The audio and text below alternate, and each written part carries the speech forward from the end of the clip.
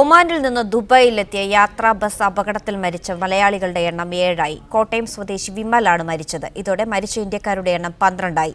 ഇന്നലെ വൈകിട്ട് Dubai Muhammad bin Zayed റോഡിൽ വെച്ചാണ് അപകടമുണ്ടായത്.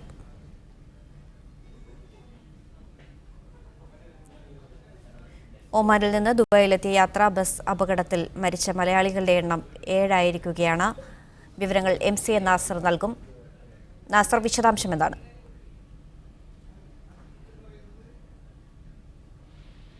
തന്നെ ഇന്ത്യൻ കോൺസുൽ ജനറലും സ്ഥിരീകരിച്ചിരിക്കുന്നു. 12 പേർ മരിച്ചതിൽ നാം നേരത്തെ റിപ്പോർട്ട് ചെയ്തതുപോലെ മലയാളികളാണ് ഏറ്റവും കൂടുതലുള്ളത്. 7 മലയാളികൾ മരണപ്പെട്ടതായി ഔദ്യോഗികമായി തന്നെ ഏറെക്കുറെ സ്ഥിരീകരിക്കപ്പെട്ടിരിക്കുന്നു. തൃശൂർ സ്വദേശി ജമാലുദ്ദീൻ, തലശ്ശേരിയിൽ നിന്നുള്ള പിതാവും മകനുമായിട്ടുള്ള ഉമർ, നബീൽ ഉമർ എന്നിവരാണ് മൂന്നാമത്തെ ആൾ. ഇതിനു പുറമെ വിമൽകുമാർ, കോട്ടയം പാമ്പാടി സ്വദേശിയാണ് വിമൽകുമാർ. ദീപക്, തിരുവനന്തപുരം സ്വദേശി, അത് ഇന്നലെ രാത്രി തന്നെ നമ്മൾ റിപ്പോർട്ട് ചെയ്തിരുന്നു. കിരൺ ജോൺ, തൃശൂർ സ്വദേശിയാണ്. അതോടൊപ്പം തന്നെ വാസുദേവ്, തൃശൂർ. ഈ തൃശൂർ ജില്ലയിൽ നിന്ന് 2 പേർ മരണപ്പെട്ടതായിട്ട് ഏറ്റവും അവസാനം സ്ഥിരീകരിച്ചിട്ടുണ്ട്. അങ്ങനെ മൊത്തം ഈ അപകടത്തിൽ മരണപ്പെട്ട ഇന്ത്യക്കാരുടെ എണ്ണം 12ആയി ഉയർന്നിരിക്കുകയാണ്. ഇന്നലെ വൈകിട്ട് 5:40 UAE സമയം നഗരത്തെയും പ്രവാസ ലോകത്തെയും മൊത്തം ഞെട്ടിച്ചുകൊണ്ടുള്ള ഈ ഒരു അപകടം നടന്നിരിക്കുന്നത്.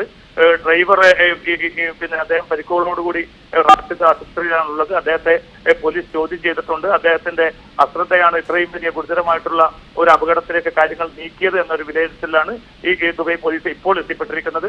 ഏതായാലും ഇതുമായി ബന്ധപ്പെട്ട അന്വേഷണം പൂർത്തീകരിക്കുന്നതോടുകൂടി ഇത് കൃത്യമായിട്ടുള്ള ഒരു റിപ്പോർട്ട് ലഭ്യമാകും എന്നാണ് ദുബായ് പോലീസ് അധികൃതർ വ്യക്തമാക്കിയിരിക്കുന്നത്.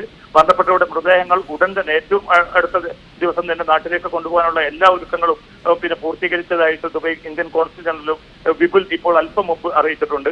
അന്ന, ശരി. MC നാസർ വിവരങ്ങൾ നൽകിയത്.